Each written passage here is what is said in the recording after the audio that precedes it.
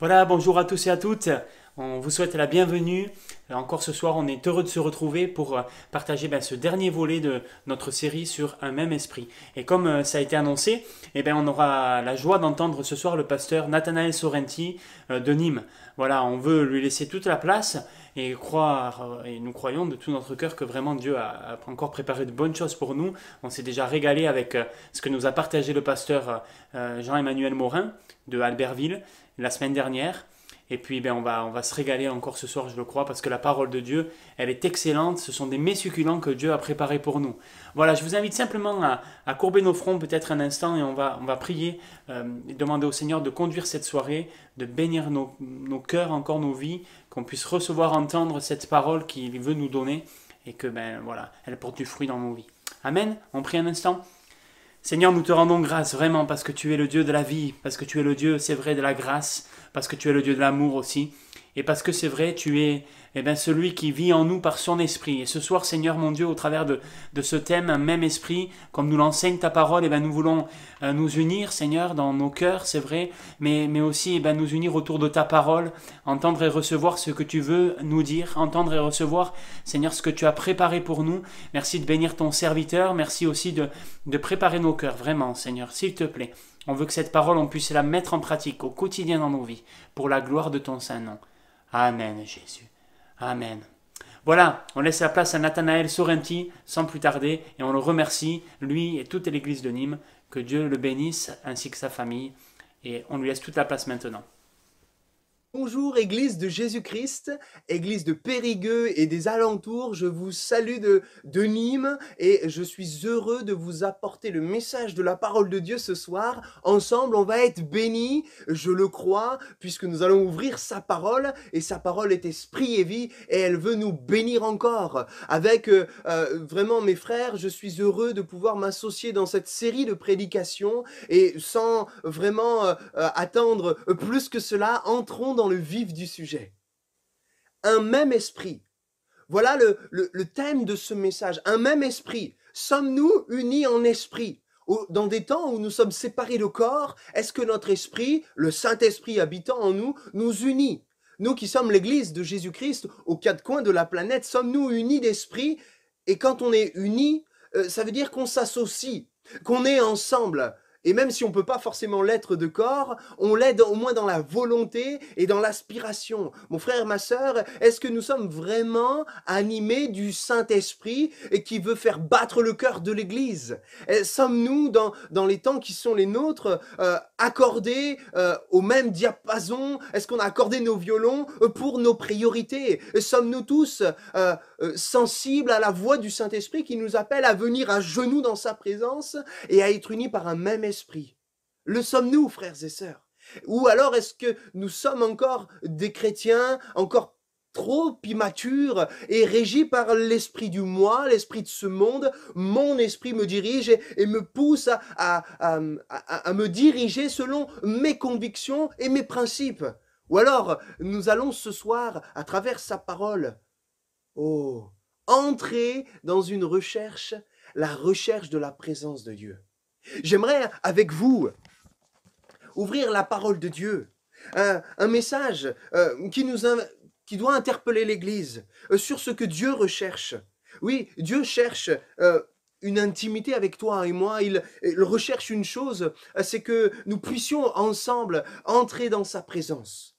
Et le texte qui va illustrer mes propos ce soir se trouve dans Éphésiens chapitre 2, au verset 18. Il est dit que, et je vous le lis dans une version second 21, il est dit qu'à travers lui, et nous nommons Jésus-Christ, à travers lui, en effet, nous avons les uns les autres accès auprès du Père par le même esprit. Je le relis. À travers lui, Jésus-Christ, nous avons en effet les uns les autres accès auprès du Père par un même esprit. Aujourd'hui, le Seigneur voudrait nous inviter à aller plus loin. Et que dans cette recherche d'avoir un cœur au même diapason, nous puissions accepter que Dieu accorde nos violons par son esprit. Et Jésus l'a dit, lorsqu'il viendra et prêchera la venue du Saint-Esprit, il dira, mais lorsque je serai parti, je vous enverrai mon Père vous enverra de ma part le Paraclète, le même que moi, le Saint-Esprit, le Consolateur, et il vous conduira dans toute la vérité. Il vous conduira, il est le Consolateur. Il veut nous unir par un même esprit. Ni l'esprit de ce monde, ni l'esprit de la chair, l'Esprit Saint. Aujourd'hui, frères et sœurs, dans ce verset, il y a des adverbes sur lesquels j'aimerais m'arrêter. Par exemple, à travers lui, ou auprès d'eux, ou par le même esprit. Ce sont des adverbes qui nous amènent à réfléchir sur l'œuvre de Dieu pour ses enfants et pour son Église. Nous réalisons encore en ces instants combien il est important de réaliser la croix, de réaliser que c'est lui qui a payé le prix et que c'est par lui, à travers lui, imaginez, à travers lui, comme si il était ce voile déchiré qui nous permet d'entrer dans la présence de Dieu. Sa chair a été percée, ses mains ont été transpercées, son côté a été percé. Et nous le savons, s'il l'a fait, c'est pour nous faire entrer dans la présence de son Père. Oui, le Seigneur ne désire qu'une chose, et c'est que nous puissions passer à travers lui. Et si nous n'avons qu'un seul et même esprit ensemble, et je suis persuadé que l'Église de Jésus-Christ ne désire qu'une chose, c'est d'être unis en esprit pour rechercher les mêmes choses. Ce soir, il est important de rechercher une chose,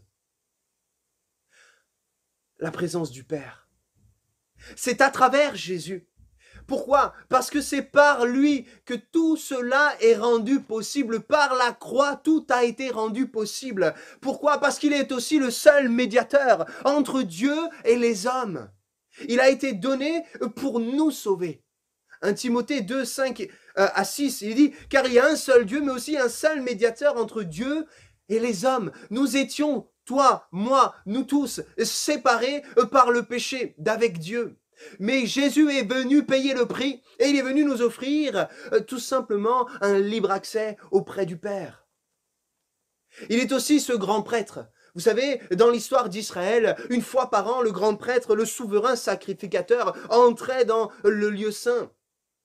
Il se préparait, il disposait la salle et il attachait sa corde et entrait dans le lieu très saint une fois par an. Lui-même au préalable devait, avant d'entrer dans le lieu saint, se purifier par un sacrifice. Le Seigneur voudrait nous encourager ce soir à réaliser que par Christ, l'accès est rendu libre. Vous savez que le voile a été déchiré.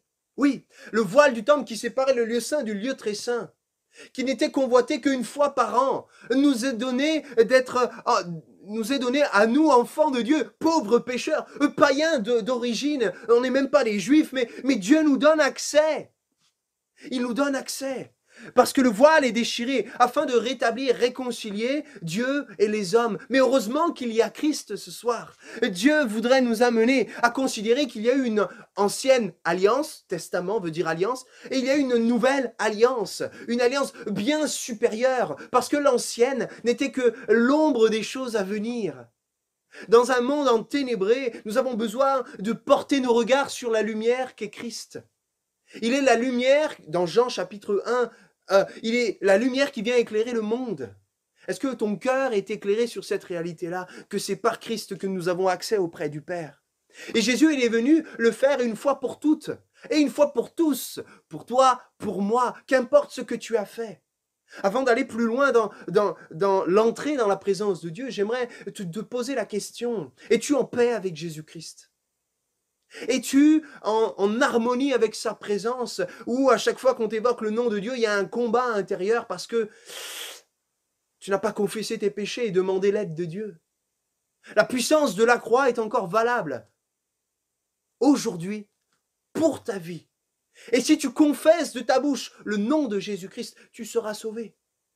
Alors, ce soir, avant d'aller plus loin dans l'écoute de ce message, prends un temps dans ton cœur et réalise que tu as besoin de passer par la croix parce que Jésus a ouvert la voie, une voie bien plus excellente que tous les rites religieux que le monde nous ait donnés. Jésus nous a ouvert la voie par excellence. Nous allons le lire dans Éphésiens, chapitre 2, verset 17, le verset juste au-dessus. Il est dit, il est venu annoncer la paix à vous qui étiez loin,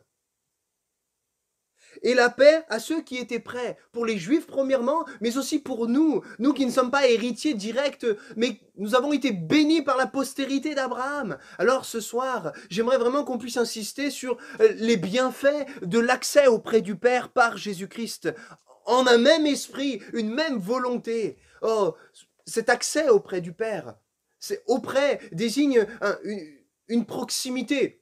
Je vous apprends rien, mais ça va plus loin que cela et j'y reviendrai après.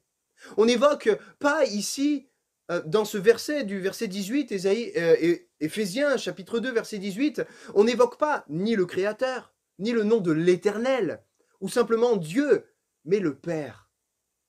Parce que d'être à côté, auprès du Père, c'est vivre au bénéfice de l'amour du Papa céleste. De vivre comme on le lit dans Jean chapitre 20. Et j'aimerais qu'on puisse le lire ensemble. Jean chapitre 20. Au verset donc 17.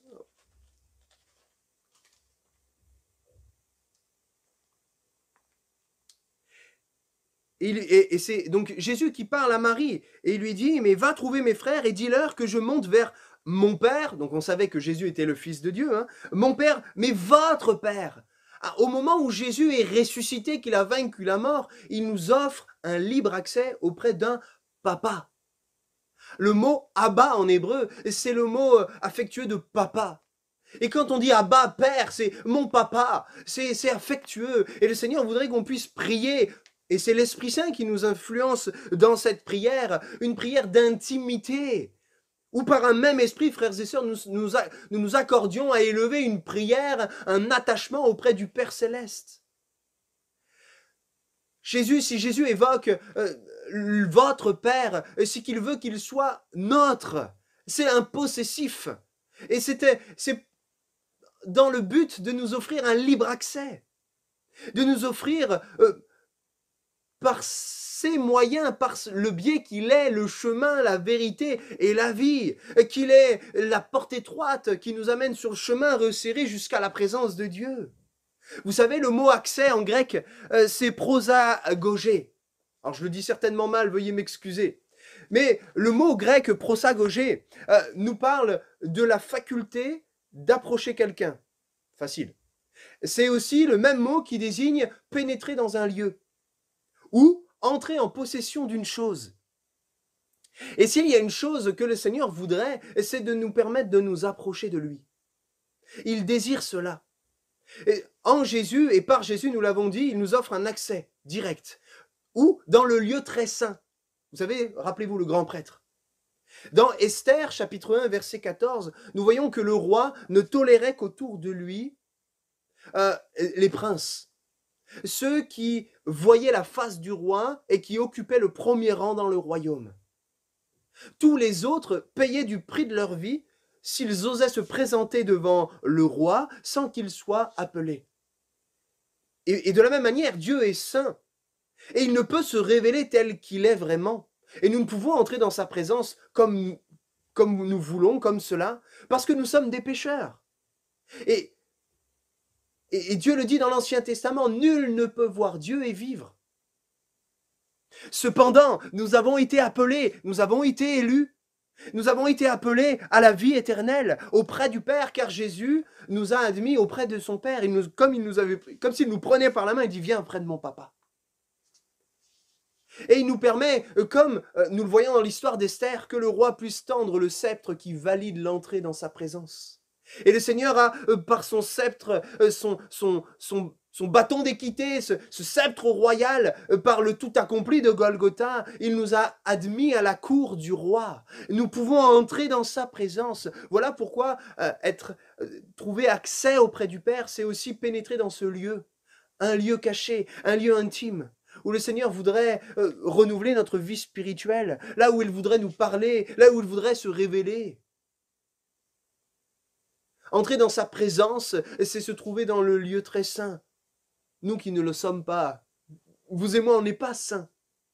Un jour, dans sa gloire, tout deviendra parfait, mais jusque-là, nous ne sommes que de viles créatures. Pas grand-chose, mais le Seigneur nous aime. Et c'est là la folie de la proclamation de la croix. C'est que Jésus nous aime tels que nous sommes, et par son Fils, il nous transforme. Dans Ézéchiel 47, des versets 1 à 12, vous pourrez le lire à tête reposée. Nous voyons le sanctuaire de Dieu et que de ce sanctuaire coule un fleuve, un torrent. Ce torrent, Ézéchiel ne peut le traverser avec la force qu'il a.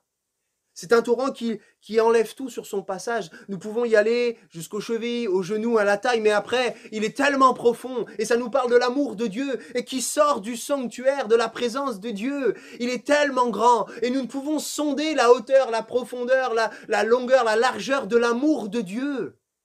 Et ce fleuve nous parle aussi de l'abondance, parce qu'il y a des gros poissons pour les pêcheurs, et les filets sont remplis.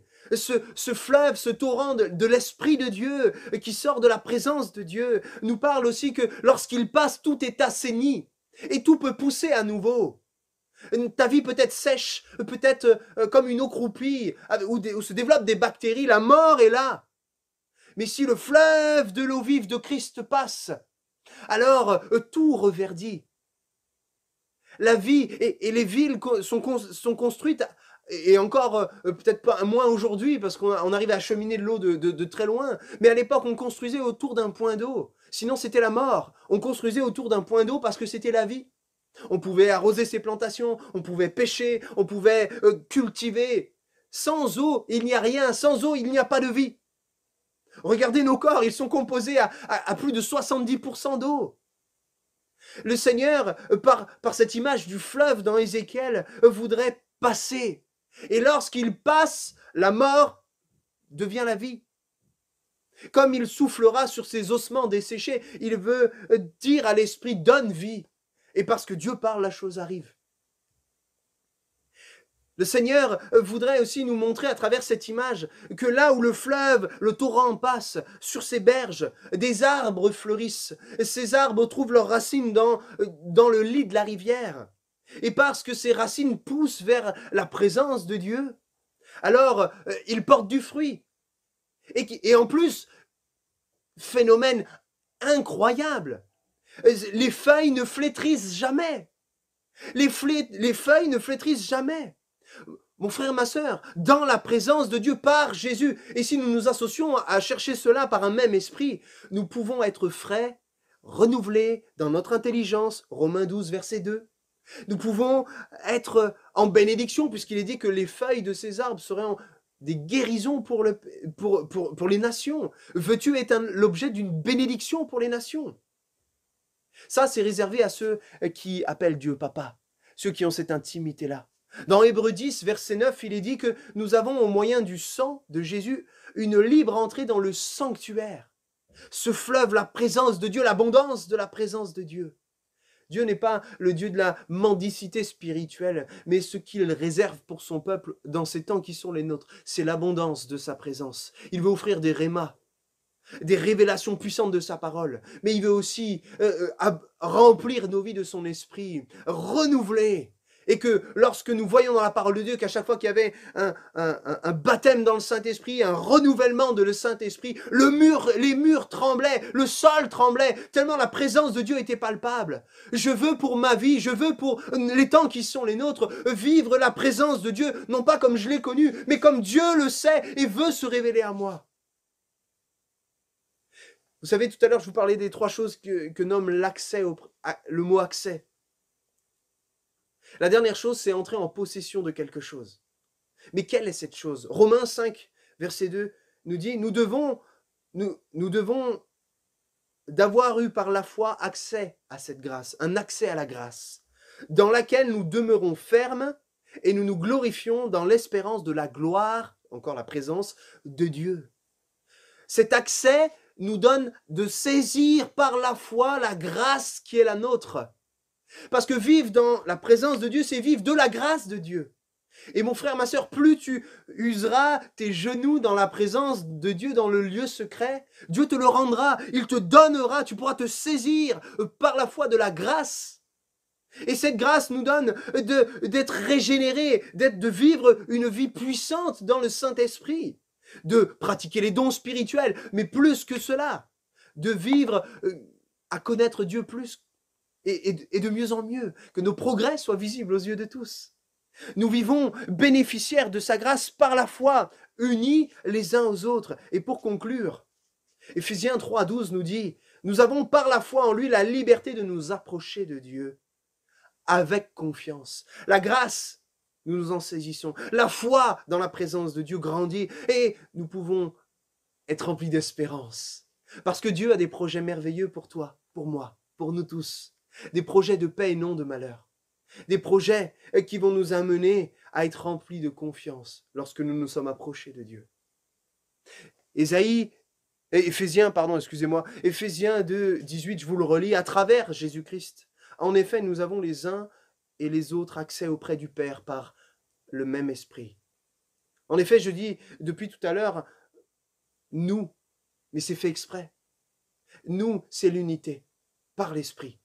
Et le Saint-Esprit, nous dit Paul, nous a donné l'unité que nous devons nous efforcer de conserver et de prospérer. Nous devons prospérer dans l'unité. Nos cœurs doivent être au même diapason de celui de Dieu, des mêmes sentiments. Et nous devons ensemble chercher le même but. Nous devons avancer sur ce même chemin, avancer et demeurer ferme dans les mêmes résolutions. Rien d'autre que la présence de Dieu. Derrière, aucun problème ne sera trop grand. Aucun défi par rapport au témoignage ne sera trop difficile à relever. Et plus nous chercherons le cœur de Dieu, plus nous réaliserons la croix, plus notre cœur sera uni par un même esprit. Ce même esprit place ensemble les priorités, en tout cas au même diapason que celles de Dieu. D'accéder par Jésus auprès du Père. La question que j'aimerais te lancer en terminant ce message, c'est suis-je animé de ce même esprit qui me fait passer par la croix et aller dans le lieu très saint de la présence du Père et qui me permet avec mes frères et sœurs d'être unis par un même esprit. Que Dieu vous bénisse et ensemble, laissons le Seigneur nous conduire dans la présence du Père. Soyez bénis mes frères et sœurs.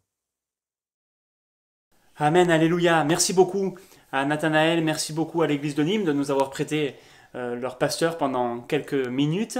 On veut vraiment bénir cette église aussi et les remercier de tout cœur. On veut garder cette parole et la serrer contre notre cœur. On vous dit à très bientôt, à très vite. On se retrouve en fin de semaine. Et puis peut-être que d'ici là, il y aura d'autres vidéos. Mais en tout cas, on remercie vraiment Nathanaël. On remercie surtout le Seigneur pour sa parole qui ne change pas, qui fait du bien au cœur. Voilà, à très bientôt, que Dieu vous bénisse. Amen.